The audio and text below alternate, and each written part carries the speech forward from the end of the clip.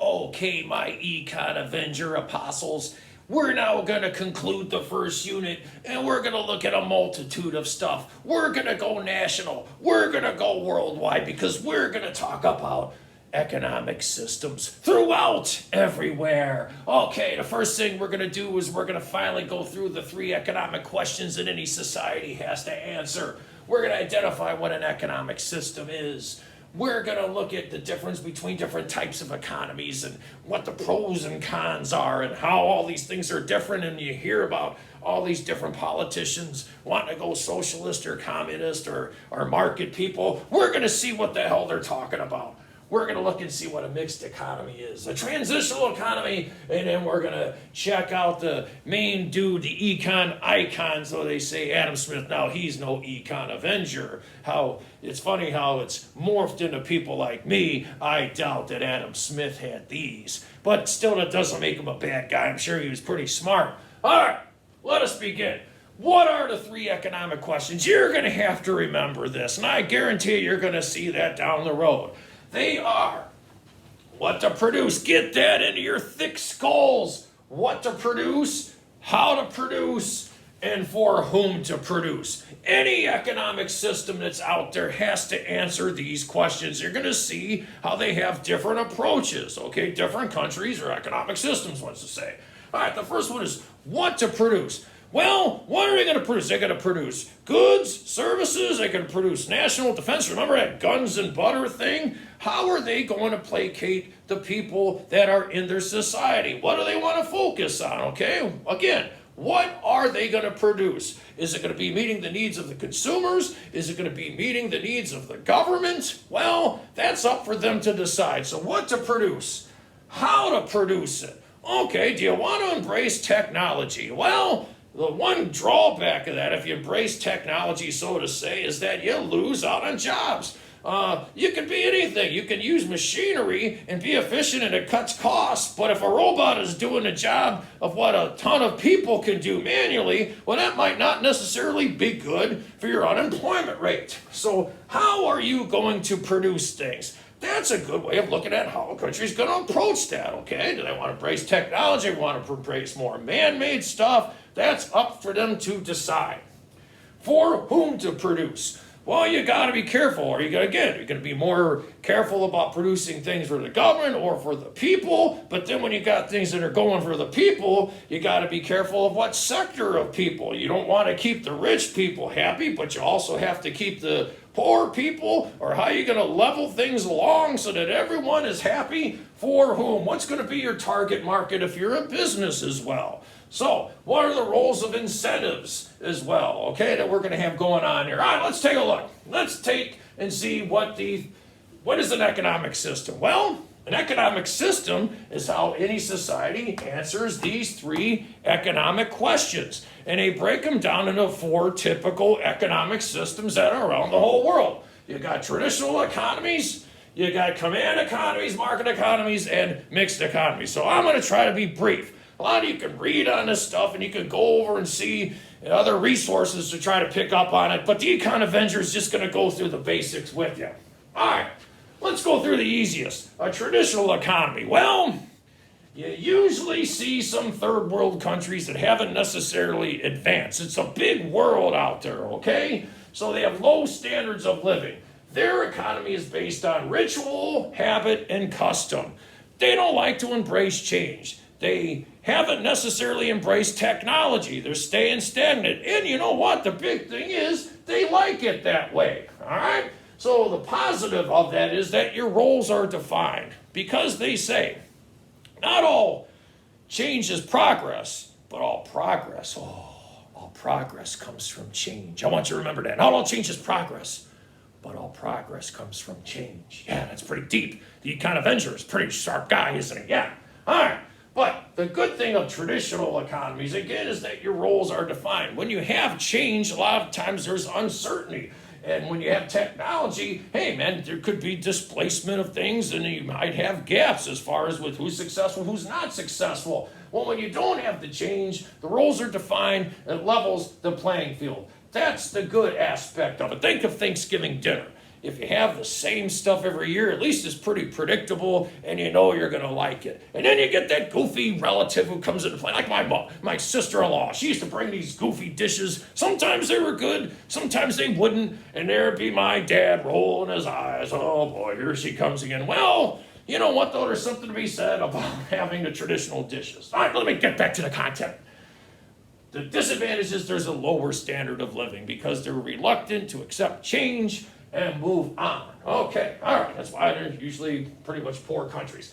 A market, aka capitalism, market economy, kind of like the United States, okay? It's when businesses, households, okay, and consumers run the show. They answer the three economic questions, essentially. What to produce, how to produce, and for whom. It's all about the people, okay? Meeting the consumer's needs, not necessarily the government's. All right. If there is any example, I'd probably say the United States, or more specifically is like Hong Kong. Limited government involvement. Households and businesses are calling the shots and answering the three economic questions. See, this thing says private property there. Yeah, there's private property. You own stuff. If you're a household, you own your stuff. You own your house. You own your own human capital. You own your own skills. The government can't take your stuff.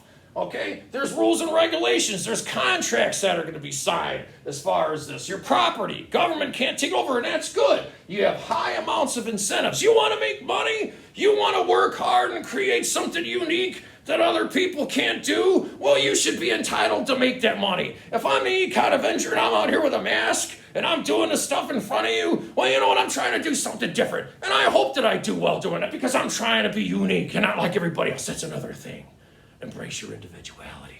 Don't be like the rest of the drones that are out there. Come on, do something different.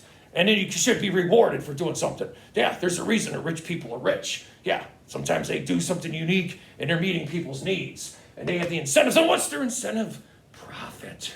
Greed is good. They say that greed is what built civilization.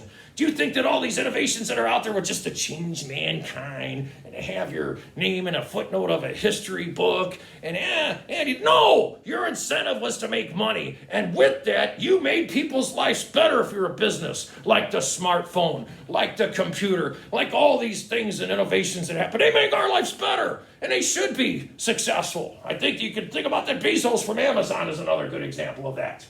All right. Then we get to market economies. Well, what's some positives? Usually countries that embrace capitalism, that embrace markets, that embrace trades, that embrace keeping the consumers happy with all these goods and services have a higher standard of living. More jobs are created. Yeah, people have a higher degree of satisfaction because they have a multitude of things that they can buy. All right, go to any store in a market economy, go to any grocery store, okay, as compared to a commanders will see, you got hundreds of different types of cereal that you want to buy. You got hundreds of different types of adult beverages if I want to buy them, okay? You got all sorts of cars, different styles and so forth. So we're satisfied. Yeah, that meets our needs. Okay. If there's anything on the downside, is that sometimes capitalism creates the haves and the have-nots. Okay? There's a disparity of wealth. There's a disparity of income. And a lot of people don't like that. There's the gap between the rich and the poor. All right, well, that is something to be said. Okay, yeah, I can kind of see where they're getting at. Another unfortunate thing is there's no safety nets. If there was no government involvement and all the economic questions were being answered by businesses and households, well, what's going to happen if you get an unfair type of situation? No safety nets. Well, if I get injured on the job, if the Econ Avenger, if I'm wrestling somebody, he happens to get the upper hand on me, and now I can't wrestle anymore. I can't get after it. Boom, boom, boom, boom. Okay, what am I going to do? Well, if maybe I'm not be able to do these videos like this. Well, I'm out of a job.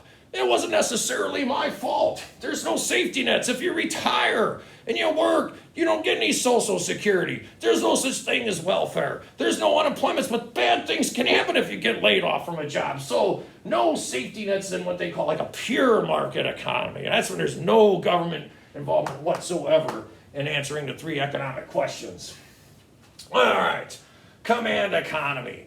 You're going to see this. The big thing is command means government. The government answers the three economic questions. Yeah, Government's going to say, hey, this is what we're going to produce. Yeah, and if you don't like it, tough, get out of here. How we're going to do it? Yeah, it's our way or the highway. And we're going to establish for whom we're going to make these things for. It could be the government. It could be for the people or a combination. Well, a lot of times you see that. Command economies, it's all about the government for the sake of the people. All right, aka socialism or communism. We're not going to necessarily delve into what the difference between the two are. But it is kind of important because you see in the United States, there's this movement for more of a socialistic approach as far as with the election, or so they say. Examples are Cuba, and the one that's the sexy response right now is North Korea. So, I'm trying to make it look like maybe there are some disadvantages, but maybe there are some advantages in command economies. You can change direction, as they say, quickly. All right? So you know a lot of times, you ever heard, I don't know, you ever the expression, you got to blank or get off the pot? Well, when you have a leader, when you have a group of leaders, maybe they could come up with a solution quick. All right? They want to change the direction quick. Well, they could get things done. It doesn't really go slowly like it would be with a market economy, with markets talking and figuring out, hey, Sloyd, this is what the best approach is. Sometimes you just got to get off your butt and make the decision. And they will.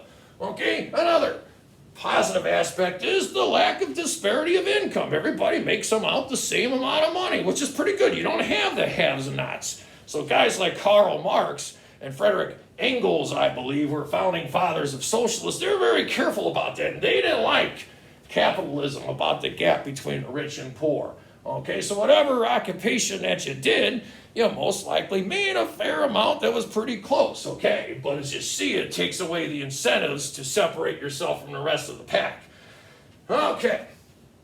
Another command economy thing said, a lot of your stuff is provided for free. Hey, free health care, that's pretty good. Free college, well, as we're going to see later on, it isn't necessarily free, but the likelihood that you will get access to those particular things are greater than what they would be if you had the haves or have-nots like in a market economy.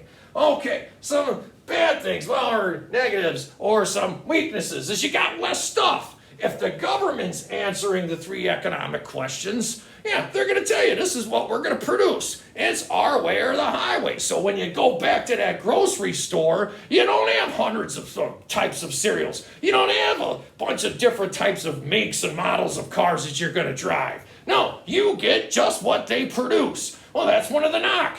One of the things is, you ever ask, go online or see what people think who lived in command economies, and they'll tell you that there's a lot of shortages, which means everybody wants particular things that are there, but they didn't make a whole lot of them. They're not necessarily that happy, okay? So there's less stuff, there's less satisfaction, and there's no incentives. That's right. If everybody makes the same amount of money, where's the incentives for you to separate yourself from the rest of the pack?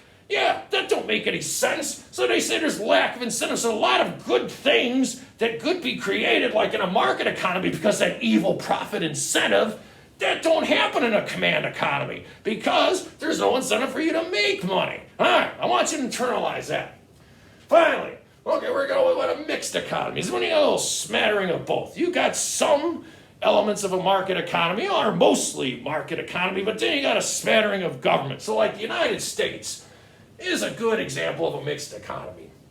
Okay, we do have businesses and households pretty much answering the three economic questions, but we got the government now who's leveling the playing field and is taking care of it. In some cases, some of these things can be a bad situation like we talked about. So in the case, it might be a market economy in the United States, but yet I might be eligible for unemployment. I might be eligible for welfare in case something goes wrong with the economy.